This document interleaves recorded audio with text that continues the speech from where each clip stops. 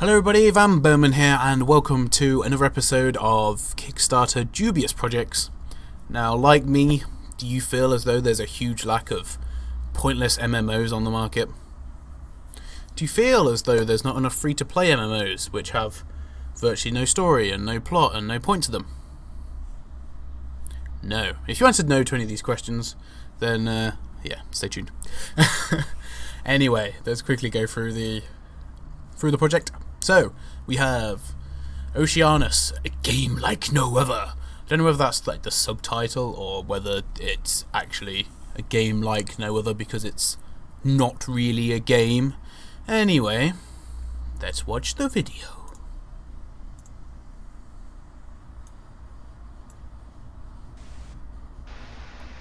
Hello everyone, this is David Heary. I am the lead developer of Oceanus. Did he say David Hairy?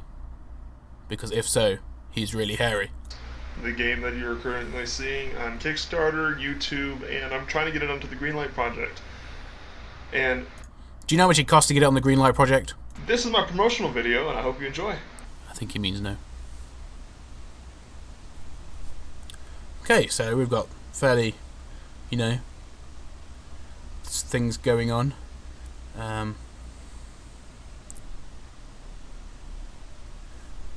Okay, they're on free engines at the minute. That's okay. It's not bad. You can do that to get a general idea of the game. Some guy walking around through palm trees with a harpoon, I think. Much sharper. Well, I wouldn't say they're very blunt, but anyway. He just clipped through the tree. Nice, nice. He's chasing after some sort of airship for no apparent reason. Okay, that was totally pointless. Weapons test, right. So, you can't see what it does at all, because there's far too much smoke. Smoke? So, right. Weapons text. Where's the text? Oh. Weapons test 3. Where's test 2? Okay, so get it. He's just showing us a load of rubbish, which to where you know which direction the cannon is facing, but it's a skill shot for the elevation of the cannon. You know, we got a nice little thruster animation on the back for thruster. So basically, he wants to make a game like Guns of Icarus. Propulsion. I want to know if people like the classic 18th century ship I have on my right here, or the one I'm flying. It's more of a steampunk, bladey looking specialization. It is hitbox sensitive. If I shoot you in the engines, you're going to take more damage than if I shoot you in your armored nose. If I shoot you in your hull, you're going to take less damage than if I'm going to shoot you in the bridge. And all those are fully assembled. Right now, I could package this boat I'm flying and start handing it out in a multiplayer map. But I want to go so much more with it. I want to have after this ship goes down, I want to get out and run around on the ground, interact with other players, fight with other players over resources, and rebuild my ship. Get back out there. In space, it plays like not a turn-based, but a real-time ship, like a real-time, such as O-Game or Tribal Wars, or however many of the hundreds of games out there that are browser-based, where you invest resources that you take from battle to research, to build better ships, to build better crews. Okay, I think we've heard enough about this. Basically, he wants to make an MMO on, to be fair, not a terrible idea. I mean, it makes sense. You get to fly around in an airship, fight other people, crash land when you get destroyed, and then gather resources to repair your ship. Yeah, okay. Sounds fine by me.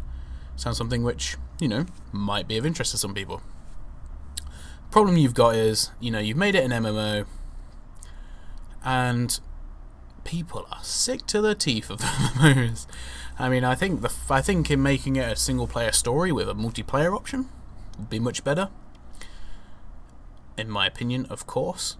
But anyway, we'll go through the description first, and then we'll go on to other reasons. So he's going to offer something which no other game does. No other game offers this.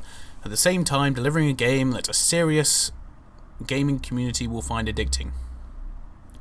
But you have to build the gaming community.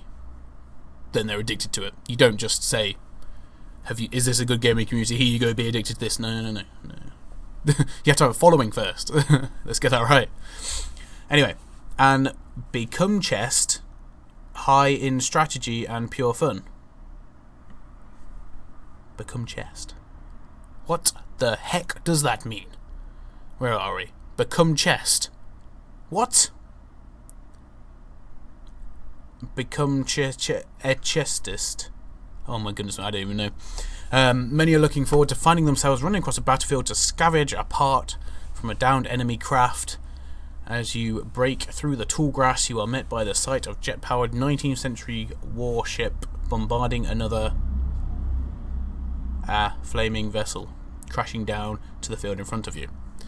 Right, okay, I get that. You get to,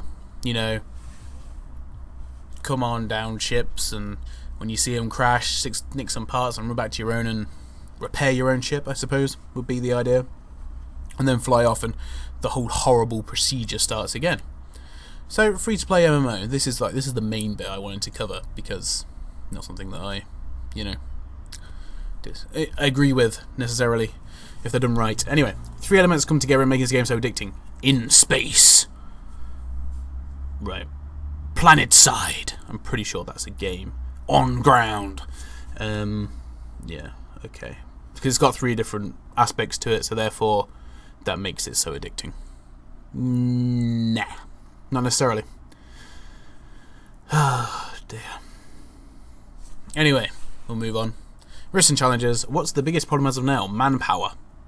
Without the funding, the development team has to keep other jobs and do not get to spend more than 15 hours a week on any project. This can change with this Kickstarter. Kick-starter. Oh, nice. So he wants $40,000. I presume he's planning on, quitting his day job to do this, or I don't know. I mean, $40,000 isn't going to hire that many people for a year if you're going to do it full time. Let's be honest. And 15 hours a week is a fair amount as a side project to your main job, I suppose. But as you can see, he's got 1 backer so far, so kudos. $5 out of the 40,000 he needs.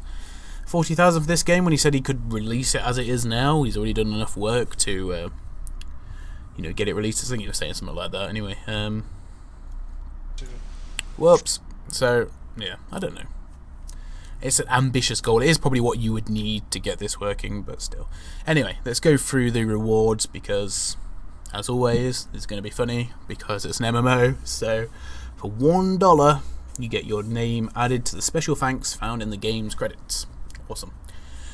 For a mere $5. Actually, this got to be one of the best value things ever. I mean, why more of those don't do this? I honestly have no idea. Oh wait, they do. For $5, you will get $10 of in-game credit, because everyone is going to want that in-game credit. Well, so yeah, basically you made no MMO, it's going to have microtransactions. Awesome. So $50, you will get your name or username in the credits along with a reasonable tweet. Well, at least it's not unreasonable to tweet. Also, something else I've realised as well is these 2 pledges here are for August 2014. So he's going to give you $10 worth of in-game credit in August. But then, if you do the $50, he won't send out the tweet until October the following year. Yeah. Right. Okay. Fair enough. Your name or username will be listed in the booklet, released with Xbox and PlayStation copies when the game comes out of beta. Yeah. You're gonna need a bit more than $40,000 to port your game over to PlayStation and Xbox, I can assure you. Unless that's the original Xbox and the original PlayStation, in which case, it might be slightly cheaper to do it that way. Anyway, That you don't get that until October 2015. But if you pledge $50, which is more, you do get $150 of in-game credit.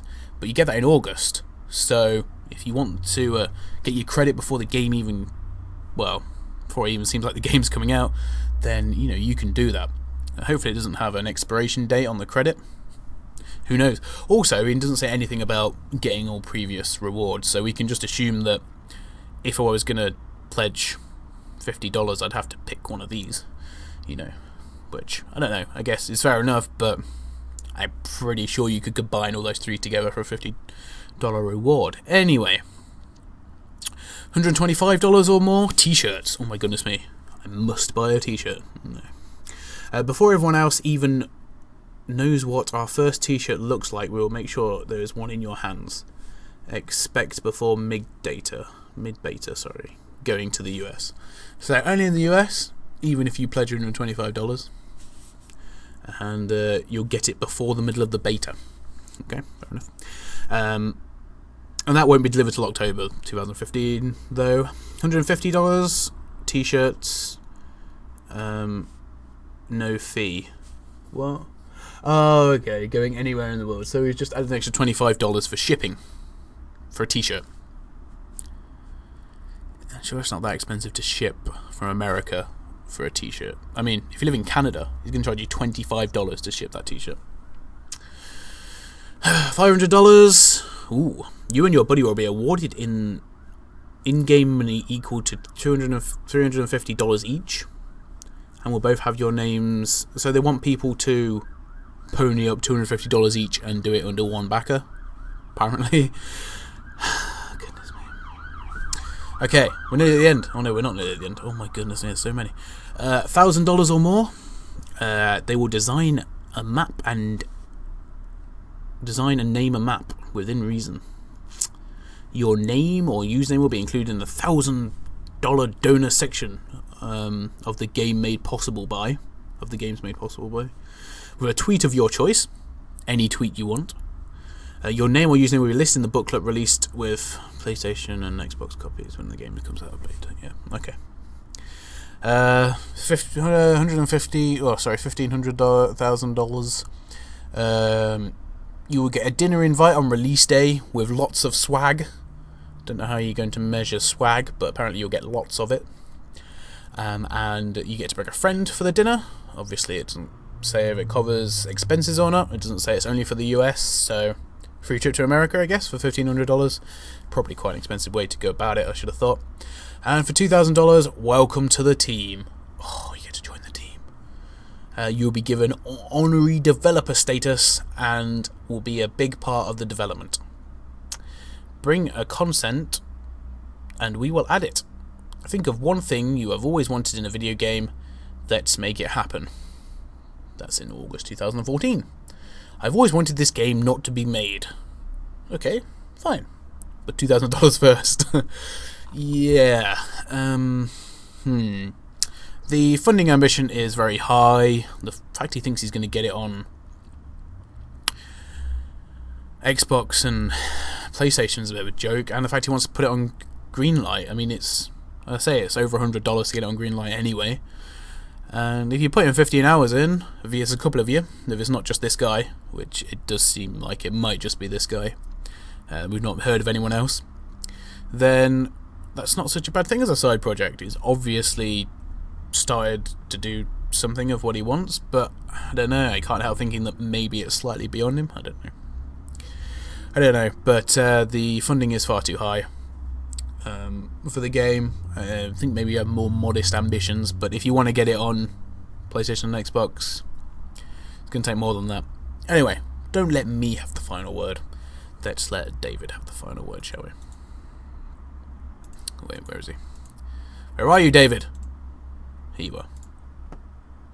Oh, you're asking the question, what is Oceanus? Well, right now, Oceanus is a temporary name for a really big project. Whoops. At its young stages right now, it is a third-person, first-person shooter. Third person being in the middle element, first-person shooter being in the ground element, and it's also got a little bit of a strategy when you get into like a spacey element to it as well. This the goal of this project is to create a very open development base where many members from the community can come together. Many things in the past you see, you got two or three people spearheading the project, and you end up with something that is really not a new idea. Coming together at ground view. This one, we are taking colonial age warships, the full, you have guys standing on a boat screaming "full broadside," and they bombard each other. You see shrapnel flying back and forth, crews dying.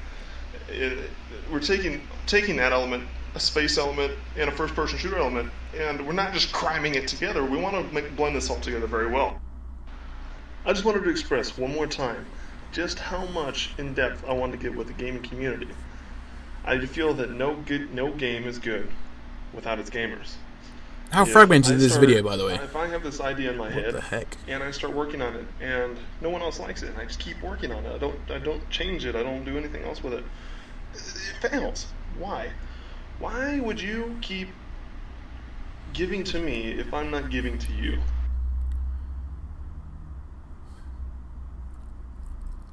Thanks for the screenshot, I guess. all these different things. There's so much we could do here. It's how much does the gaming community want it, and that's what I'm coming to you guys for today. Thank you. So, gaming community, how much do you want this game? That's the question I'll leave you with today. Thank you very much for watching. Hope you've enjoyed this video. If you do want to check out the game and even possibly back it, maybe it's something which I've gone way off kilter on and it's something that you really like, then please do feel free to go and back it. As I say, it's not a bad idea. It's just, well, one, it's been done pretty much with Guns of Icarus and Air Buccaneers and that sort of thing, and two, it is a really poor project. We've not been told enough about it. The video's not good enough. It's 8 minutes long, for goodness sake, and the rewards are not coherent at all. They don't make sense. They do make sense, but the timeline on them doesn't make any sense, and a lot of the grammar isn't where it should be as well. Just simple stuff, but all adds up. Anyway, yeah, this is definitely a dubious project. Thank you very much for joining me, and I will see you on the next episode of this. Goodbye, everybody.